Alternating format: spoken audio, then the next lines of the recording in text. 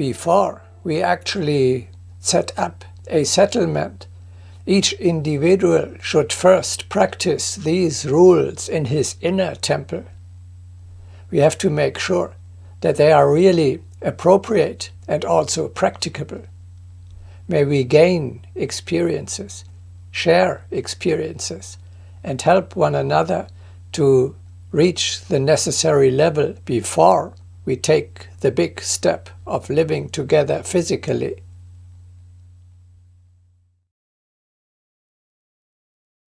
Some will say to you, we are prepared to understand the fundamentals of brotherhood.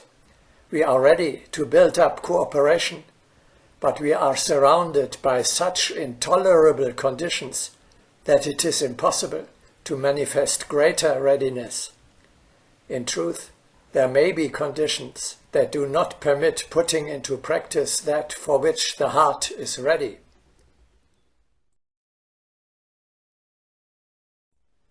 Let us not expose innocent workers to danger. They can apply their abilities under other conditions. For a time, let them construct brotherhood in their thoughts. With such construction, they can purify the surrounding space, and such thoughts will be salutary. But let them not fall into conceit, believing that it is sufficient to build mentally. No, the wayfarer will affirm the manifestation of achievement by human feet and human hands.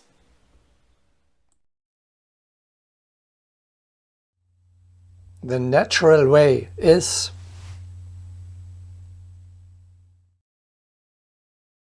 first, the community arises as an ideal in spirit, in the subtle world, and only then on the material level.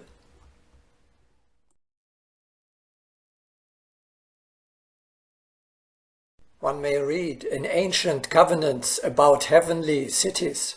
In fact, they are being constructed in reality upon different spheres, and thus a magnetic attraction is created. Can it not be that certain cities already do exist, and named people live in them? One may walk into the future as assuredly as if the delineations of the city were before the earthly eyesight.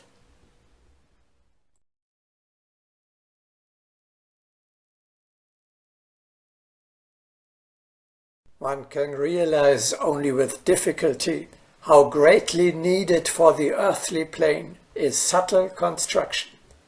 But many structures of the subtle world are, as it were, actual terraphim for the future of Earth. Often, the completion of such subtle terraphim is even more essential than the earthly structures. In them is laid, as it were, the root of constructive thinking. Therefore, we rejoice when the prototype is already completed.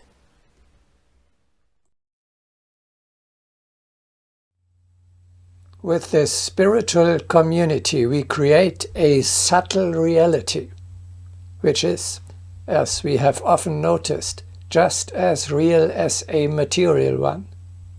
Only in the end, the complete incarnation of the idea requires, as a final step, the realization on the physical level. High in the heavens unfurled, God's temple plan hangs for eyes unclouded, clarified of self to see. Blessed indeed is he who, seeing, builds upon the screen of mind a replica of that great plan, which is eternal in the soul of time.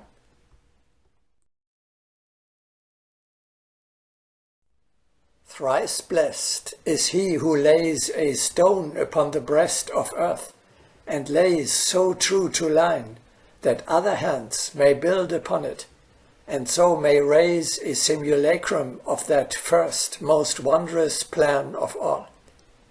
A temple made by human hands, indeed, shall man yet build, a temple worthy of the presence and the peace of God.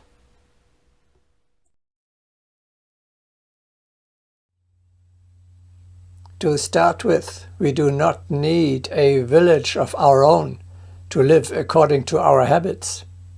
The Federation Temple of Humanity begins as a higher culture, independent of a people, a country, or a state.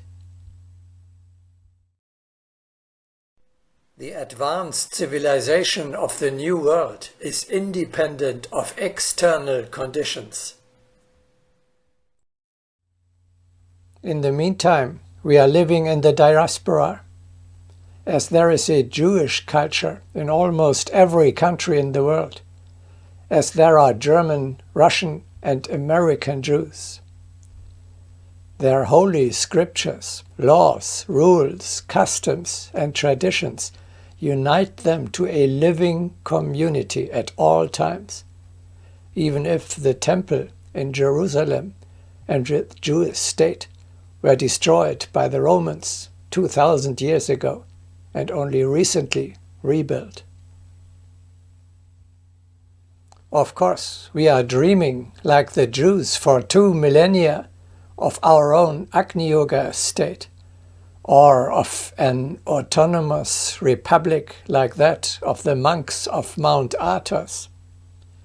As long as this is not yet possible, we must be content with preparing for this lofty goal. We trust.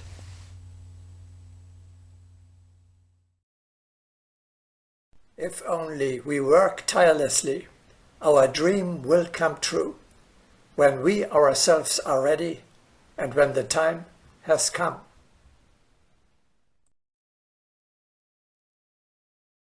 When will that be? How long do we still have to wait? Let us not be impatient. Don't worry. We have the whole eternity at our disposal. We are working for the future. Perhaps only a future generation is destined to physically realize the ideal.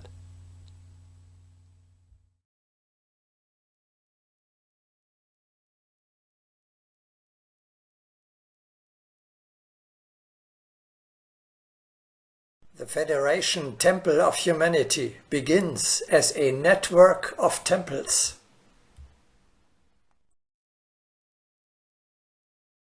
Is there a historical example of such a new construction? Yes, study the history of the Cistercian order. In the Middle Ages, under a great spiritual teacher, Saint Bernard of Clairvaux, it spread across Europe within only one generation and built hundreds of monasteries in France, Italy, Spain, Portugal, Germany, England, Poland, the Netherlands, Belgium and Sweden as focal points of a new higher culture. The widely dispersed members were closely connected in spirit by their common way of life, based on a uniform rule applicable to all.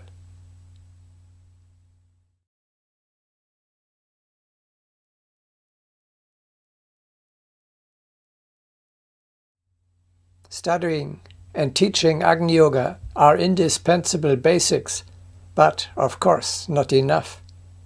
They will allow you to address certain people only. The task of the community as a germ cell of the new world goes far beyond that.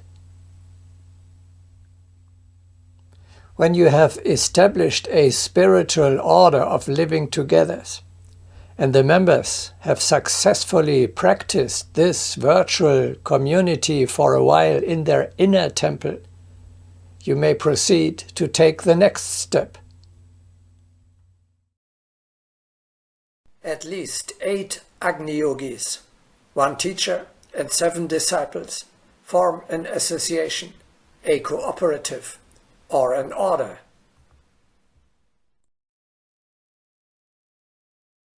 That, again, is typically German. If they want to put up a ladder for picking apples from the trees, the Germans first found an association.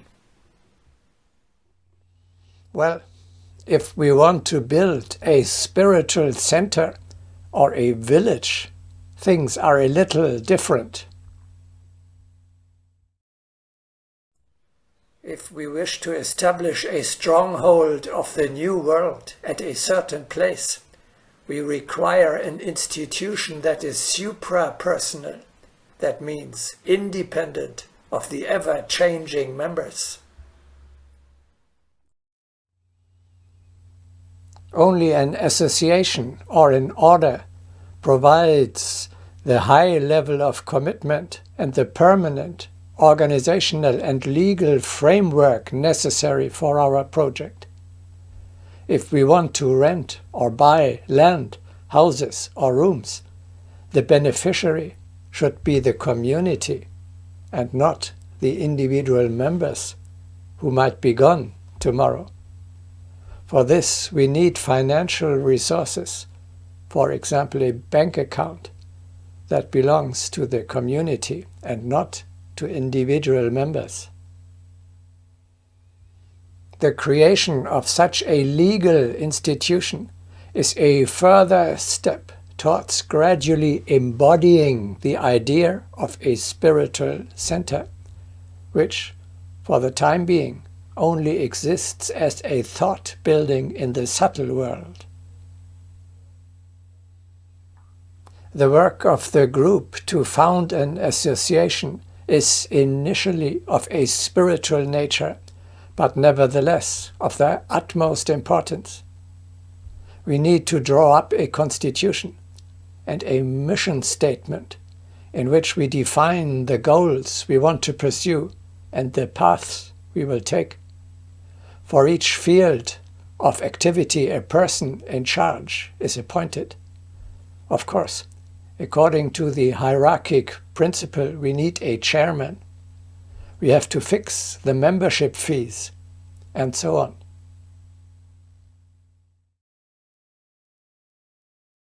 Precisely outlined are the statutes of the community of knowledge.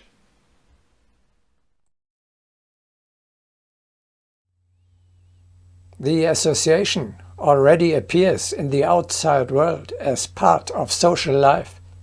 It is entered in the register of associations or cooperatives. You may even be able to get it recognized as a charitable institution